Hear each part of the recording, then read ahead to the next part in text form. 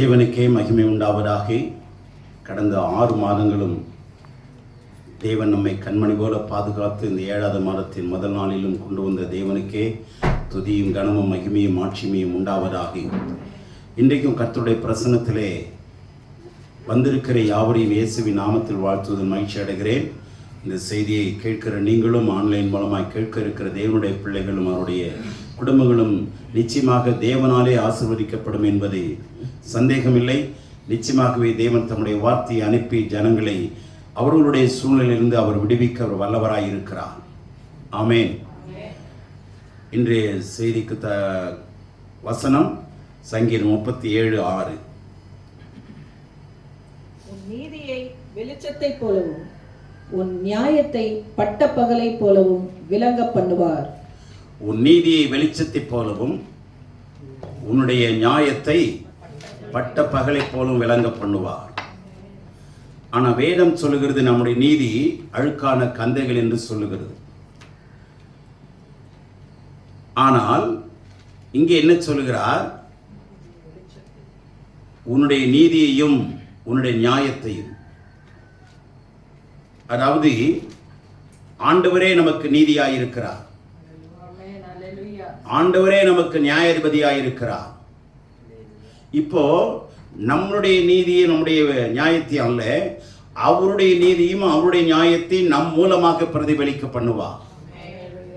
நம்முடைய நீதி எல்லாம் அழுக்கான கந்தைகள், துடைத்து போடப்படுகிற அழுக்கான கந்தைகளாய் இருக்கிறது என்று வேதம் சொல்லுகிறபடினாலே, இப்போ உங்களுடைய நீதியும் உங்களுடைய நியாயம்னா என்ன அர்த்தம்னா, கடவுள் உங்கள் மூலமாய் அவருடைய நீதியையும் அவருடைய நியாயத்தையும் என்ன செய்ய போகிறார்? பிரதிபலிக்க போகிறார். நாம் அதற்கு கண்ணாடி போல, ஒரு கண்ணாடி எப்படி ரிஃப்ளெக்ட் பண்ணுதோ, பிரதிபலிக்குதோ, அது மாதிரி நாம் அவருடைய பிரதிநிதியாக இருக்கிறபடினாலே அவருடைய நீதி வெளிச்சத்தை போலவும் அவருடைய நீதி நியாயம் பட்ட பகலை போலவும் விளங்க பண்ணுகிற போது அது நம்முடைய நீதியை போலவும் நம்முடைய நியாயத்தை போலவும் தோன்றும். ஆமென். ஏன்னா நாமெல்லாம் ஏகமாய் பாவத்தில் பிறந்தவர்கள். நம்முடைய நீதி எல்லாம் ஒன்று இல்லை. நம்முடைய நீதி நியாயம்னு சொல்றதுக்கு ஒண்ணுமே கிடையாது. நமக்கு தகுதியே இல்லை. நம்மை தகுதியாக்குகிறவர் கடவுள் ஒருவர் தான். அப்ப எதை கொண்டுனா அவருடைய நீதியையும் அவருடைய நியாயத்தையும் நமக்கு வைத்து நம் மூலமாக தம்முடைய ஜனங்களை அவர் அப்படியாக தன்னுடைய பொக்கிஷத்தை கொடுத்து நம்மை அவர் என்ன பண்ணுகிறார்? விளங்க பண்ணுகிறார். நம்மை அவர் ஆசீர்வதிக்கிறார். ஆகவே இப்போ அவருடைய பிள்ளைகளை குறித்து வேதம் என்ன சொல்லுகிறது என்றால் 2 நாளாகமம் 16:6 அதுல நம்ம பார்க்கிறோம், கர்த்தர் தம்முடைய பிள்ளைகளை எப்படியாக அவர் விளங்க பண்ணுகிறார், எப்படி ஜனங்களை ஆசீர்வதிக்கிறார், எப்படி நடத்த போகிறார் அல்லது நடத்துகிறார், நடத்தி இருக்கிறார் என்பதை நாம் வேதத்திலிருந்தே அநேக காரியங்களை குறித்து பார்க்க முடியும். அதில் ஒரு சில வார்த்தைகள் உங்களோடு கூட பகிர்ந்து கொள்ள விரும்புகிறேன். 2 நாளாகமம் 16:9. தம்மை பற்றி உத்தம இதயத்தோடு இருக்கிறவர்களுக்கு தம்முடைய வல்லமை விளங்க பண்ணும்படி, தம்முடைய ஆமா, இது 2 சாமுவேல் 7:23 அடுத்தது நம்ம பார்க்கலாம். இப்போ என்ன சொல்றாருன்னா, தம்மை பற்றி உத்தம இதயத்தோடு இருக்கிறவர்கள். இப்போ அவருடைய நீதியும் நியாயமும் எப்படி யார் மூலமா விளங்கும்னா, அவருடைய நீதியும் நியாயத்தையும் நம்ம மூலமா விளங்கப்பட்ட பகலை போலவும் வெளிச்சத்தை போலவும் விளங்க பண்ணுவார். உண்மைதான். ஆனா யாருக்கு? அதான முக்கியம். கிறிஸ்தவர்களுக்கு இல்லை, நம்புறவங்களுக்கு இல்லை, கடைபிடிக்கிறவங்களுக்கு. அல்லேலூயா. அவரை பற்றி உத்தம இதயத்தோடு இருக்கிறவர்கள், உத்தமமாய் பின்பற்றின காலபி போல உத்தமமாய் தம்மை பற்றி உத்தம இதயத்தோடு இருக்கிறவர்களுக்கு அவர் யாருக்கு சமயமாய் இருக்கிறாரா? சங்கீதம் 145:18 சொல்லுது, தம்மை நோக்கி கூப்பிடுகிற யாவருக்கும் சொல்லிட்டு அடுத்த வார்த்தை சொல்றாரு, உண்மையாய் தம்மை நோக்கி. உண்மையாய்ங்கிற வார்த்தை தமிழ்ல சாதாரணமா இருக்கு, உண்மைங்கிறது இல்லைங்க அந்த வார்த்தை. சத்தியத்தோடு. நல்லா கவனிச்சுங்க. உண்மைங்கிறது உலகத்தில் எஜமானனுக்கு உண்மையாக வேலை செய்கிறது, பெற்றோருக்கு பிள்ளைகள் உண்மையாக இருக்கிறது, ஒருவருக்கு ஒருவர் உண்மையாக நாம் நடந்து கொள்வது, அந்த உண்மை அல்ல. இந்த வார்த்தை சொல்லப்படுகிறது, அவரை உண்மையாய் தேடுகிறவர்களுக்குன்னா சத்தியத்தோடு தேடுகிறவர்களுக்கு. புரிஞ்சதா? அப்ப சத்தியம் தெரிஞ்சாதான், அந்த சத்தியத்துக்குள்ளதாங்க நீதி நியாயம் இருக்கு. சத்தியத்துக்குள்ளதான் எது இருக்கு? நீதி நியாயமும் சத்தியத்துக்குள்ளதான் இருக்கு. அந்த சத்தியமே யாரு? இயேசுவே சத்தியமாய் இருக்கிறார். இயேசுவே வழியும் சத்தியமும் ஜீவனுமாய் இருக்கிறார். இப்ப அந்த சத்தியம் யாருன்னா இயேசுதான். அந்த இயேசுக்குள்ளதான் சத்தியமும் நீதியும் நியாயமும் எல்லாம் மறைஞ்சிருக்கு. இப்ப அந்த நீதி நியாயமும் நம்ம மூலம் நிறைவேறணும்னா நாம் அவரை பற்றி உத்தம இதயத்தோடு இருக்கணுமா? தம்மை பற்றின உத்தம இதயத்தோடு இருக்கிறவர்களுக்கு உத்தமனுக்கு என்றும் கர்த்தர் துணை. உத்தமனுக்கு என்றும், அருமையான வார்த்தை, உத்தமனுக்கு என்றும் கர்த்தர் துணை. செம்மையானவர்களுக்கு செம்மையானவருக்கு இருளிலே வெளிச்சம் உதிக்கும். செம்மையானவர்களுக்கு பாருங்க என்ன அழகான வார்த்தைகள். உலகத்தில் இருக்கிற மக்கள் இந்த இயற்கையின் வெளிச்சத்தில் இருக்கிறாங்க, இயற்கையின் வெளிச்சத்தில் வாழ்றாங்க. இரவுல செயற்கையின் வெளிச்சத்தில் நம்ம வாழ்ந்து கொண்டிருக்கிறோம். இயற்கையின் வெளிச்சம், செயற்கையின் வெளிச்சம். ஆனால் நீதிமானும் செம்மையானவனும் இயற்கைக்கு அப்பாற்பட்ட வெளிச்சத்தில் வாழ்கிறவர்கள். அதுதான் கர்த்தருடைய வெளிச்சம். புரிஞ்சதா? உலக மக்கள் இயற்கையின் வெளிச்சம், சூரியன் சந்திரன் இதில் வாழ்றாங்க, அல்லது கரண்ட் செயற்கையின் வெளிச்சம், இதில் தான் வாழ்ந்து கொண்டிருக்கிறோம். ஆனால் கடவுளுடைய பிள்ளைகள் எதில் நடக்கும்னா கர்த்தருடைய வெளிச்சத்தில், கர்த்தருடைய வெளிச்சத்தில், கர்த்தருடைய நியாயத்தில். இந்த கர்த்தருடைய வெளிச்சமும் நியாயமும் நீதியும் எதுக்குள்ள இருக்குன்னா சத்தியத்துக்குள்ள இருக்கு. அதனாலதான் சத்தியத்தையோடு தேடுகிறவர்களுக்கு, இப்போ உண்மையாய் தேடுகிறவர்களுக்கும் சத்தியத்தோடு தேடுகிறவர்களுக்குங்கிற வார்த்தை எவ்வளவு வித்தியாசமா இருக்கு. இப்ப எல்லாரும் சத்தியத்தோடு தேடுறாங்களா? சத்தியத்தோடு சத்தியமா தேடுறாங்களா? சொல்லுங்க. சத்தியத்தோடு சத்தியமா தேடுறோமா? முதலாவது தேவனை தேடுறோமா? முதலாவது நமக்கானவர்களை தேடுகிறோமா, அல்லது பிறனுக்கானவர்களை தேடுறோமா, அல்லது கர்த்தருக்கானவர்களை தேடுகிறோமா? சிந்திச்சு பார்ப்போம். யாருக்கு கர்த்தருடைய வல்லமை வெளிப்படுத்துவார்? யாருக்கு தன்னுடைய பயத்தை வெளிப்படுத்துவார்? யாருக்கு தன்னுடைய ஓங்கிய பயத்தையும் பலத்த கருத்தை வெளிப்படுத்துவார்?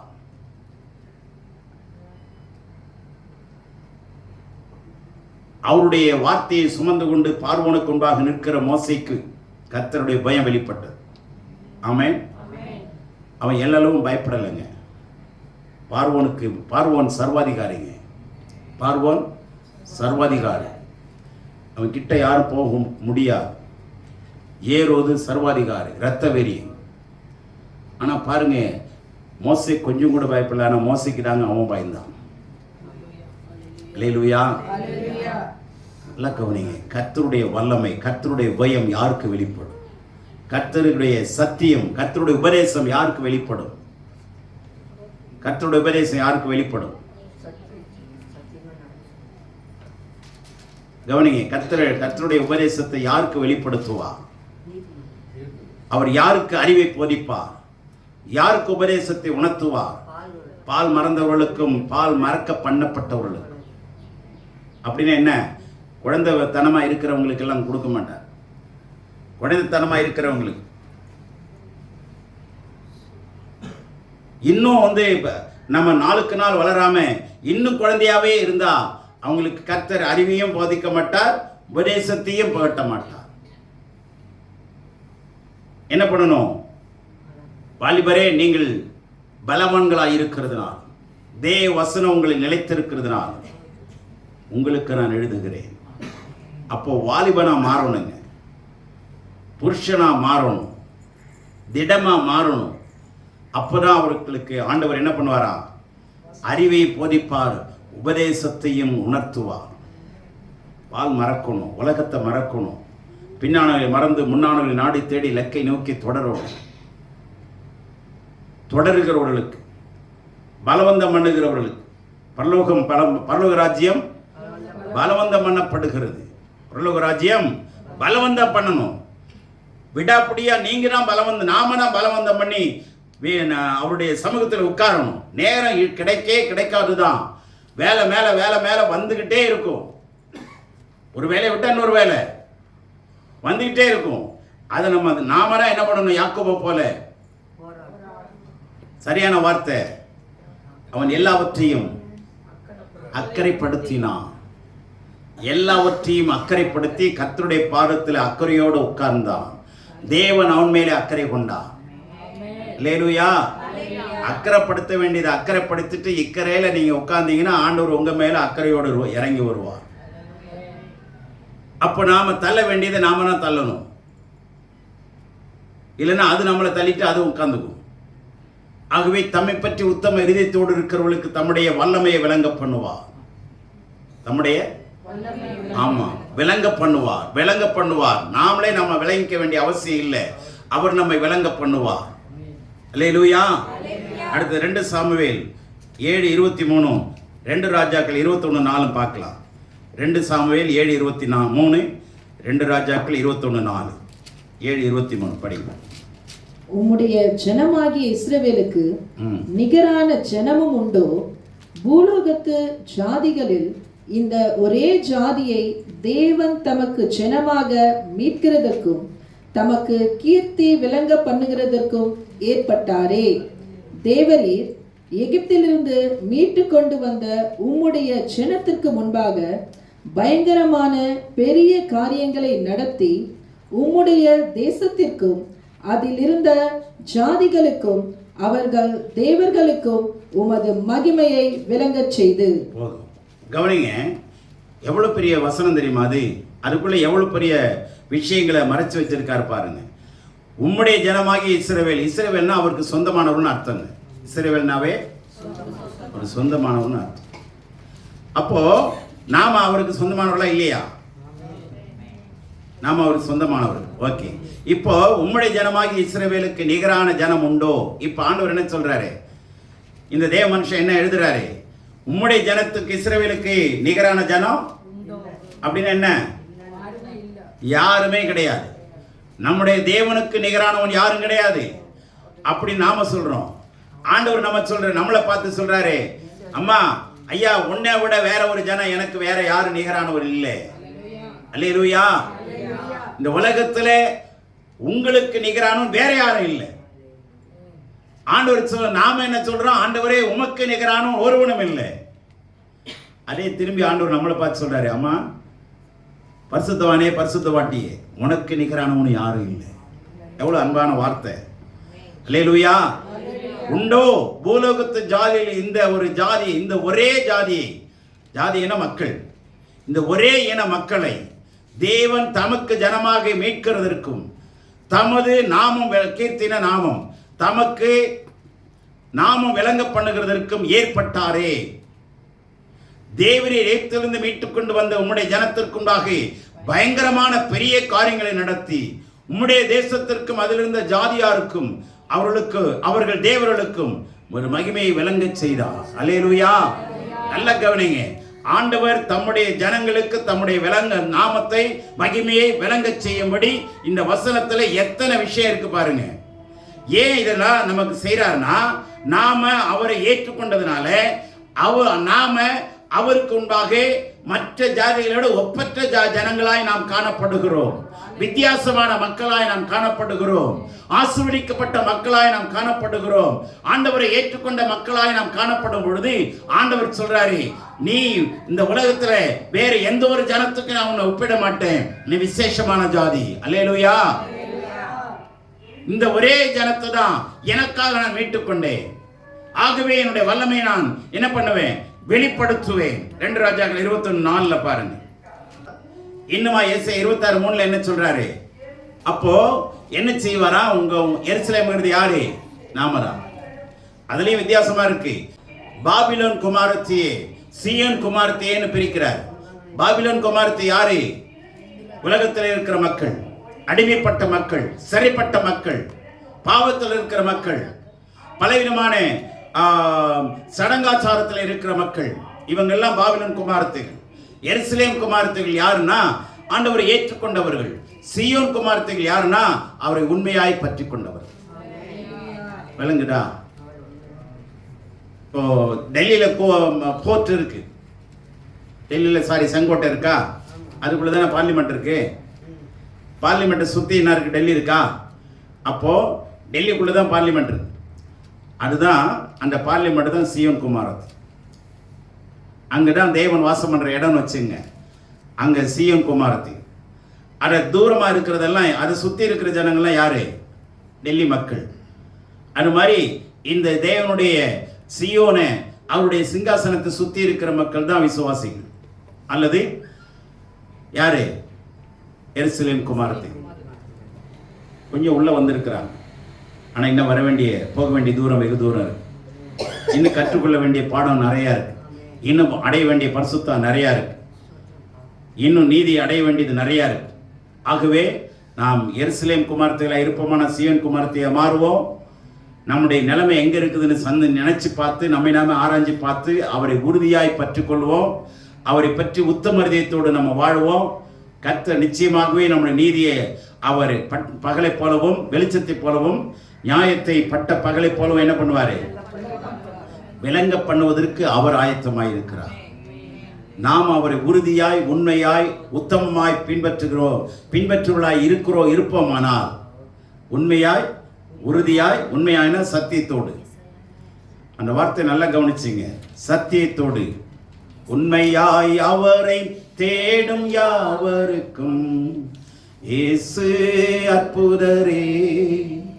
உண்மையாய்னா உலகத்தில் இருக்கிற உண்மை அல்ல, சத்தியத்தோடு, கட்டளைகளோடு, பிரமாணங்களோடு அவரோடு நடக்கும் பொழுது அவர் தம்மை விளங்க பண்ணுவார்.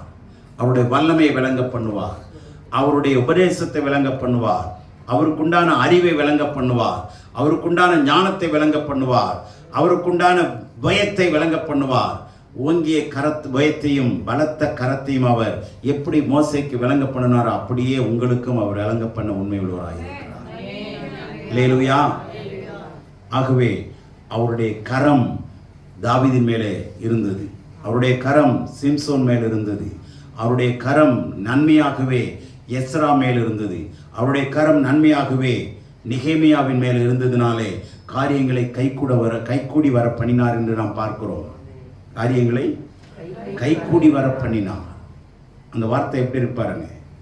நம்முடைய வாழ்க்கையில் இந்த மாதத்தில் உங்களுடைய நியாயம் அல்லது உங்களுடைய வழக்குகள் ஏதாவது இருந்தது, அந்த ஜட்ஜ்மெண்ட் இருக்கு பார்த்தீங்களா, நியாயம் இருக்கு பார்த்தீங்களா, 37:6 சரியா? சங்கீதம் 37:6 பார்த்தீங்களா? அந்த நியாயங்கிறது என்னன்னா, உங்களுக்கு உண்டான வழக்கு. 2 குடும்பத்துக்கு விரோதமான வழக்கு இருக்கலாம், சொந்தங்களுக்கு விரோதமான வழக்கு இருக்கலாம், கோர்ட்டில் வழக்கு இருக்கலாம். அதெல்லாம் பட்ட பகலை போல கர்த்தர் கொண்டு வருவார். கர்த்தர் உங்களுடைய நீதியை அவர் என்ன பண்ணுவார்? கொண்டு வருவார். சரியா? ஏன்னா வேதம் சொல்லுது, நியாயத்திற்கு ஜெயம் கிடைக்க பண்ணுகிற வரைக்கும் நெறிந்த நாணலையும் மங்கி எறிகிற திரியையும் அவர் அணைக்க மாட்டார்.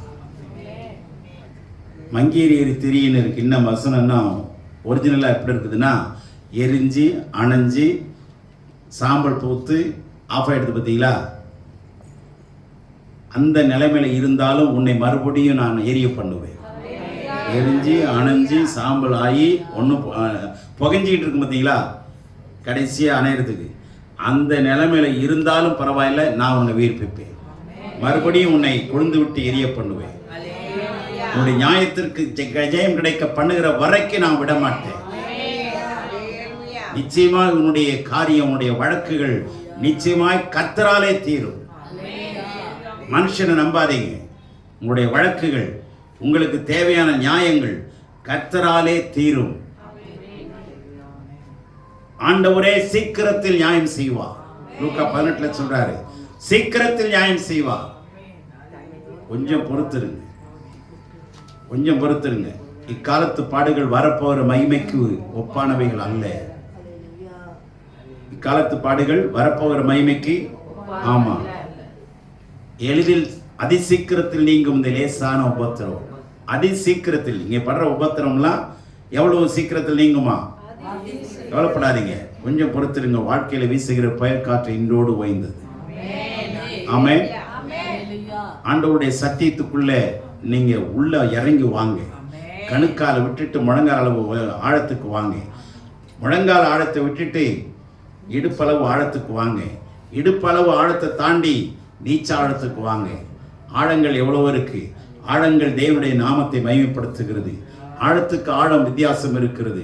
நட்சத்திரத்துக்கு நட்சத்திரம் மகிமையில வித்தியாசம் இருக்கிறது. அல்லேலூயா. ஆழத்திலே நம்முடைய அதிசயங்களை காண்கிறோம். ஆழத்துல தான் அதிசயங்களை காண முடியும். கணுக்கால் ஆழத்துல நின்றுகிட்டு என்னத்தை அதிசயத்தை பார்க்கறது? புரியுதா? ஆழம் போக போக தான் அற்புதங்கள் நிறைய இருக்கும். வசனத்துக்குள்ள ஆழத்துக்குள்ள வாங்க. கடந்த 6 மாசத்தை விட வரப்போகிற 6 மாசம் எவ்வளவு சீக்கிரம் ஓடிச்சு பாருங்க. இந்த 6 மாசம் இந்த வருஷம் தொடங்கி எவ்வளவு சம்பவங்கள் உலகத்தில் நடந்து கொண்டிருக்கு. இன்னும் 6 மாசத்துல என்ன சம்பவம் நடக்கும்னு தெரியாது. ஆனா அதுக்கு முன்னாடி ஆண்டவர் சம்பவம் வரப்போகிறது. ஆண்டவர் வரப்போகிறார். அதுக்கு நாம என்ன செய்யணும்? ஆயத்தமாகும். கர்த்தரை உண்மையாய் பின்பற்றுவோம், உண்மையாய் பின்பற்றுவோம், உத்தமமாய் பின்பற்றுவோம், சத்தியமாய் பின்பற்றுவோம். அல்லேலூயா. ஆகவே அப்படி பின்பற்றுவர்களுக்கு கர்த்தர் என்ன செய்றாரா? அவருடைய வல்லமை விளங்க பண்ணும்படி அவருடைய கண்கள், ஆமா, பூமி எங்கு உலாவிக் கொண்டிருக்கிறது. அவருடைய கண்கள் கண்டிப்பா உங்களை பார்க்கும். சத்தியம் எங்க இருக்கிற அங்க கர்த்தருடைய கண்கள் நிற்கும். கர்த்தர் நின்று, அல்லேலூயா. ஆகவே உங்களுடைய நிலைமைகளை கர்த்தர் அறிந்திருக்கிறார். உங்களுடைய வழக்குகள் கர்த்தராலே என்ன பண்ணப்படும்? தீர்த்து வைக்கப்படும். நன்றி சொல்லிட்டே இருங்க. கர்த்தர் நம்மை ஆசீர்வதிப்பாராக. ஆமென்.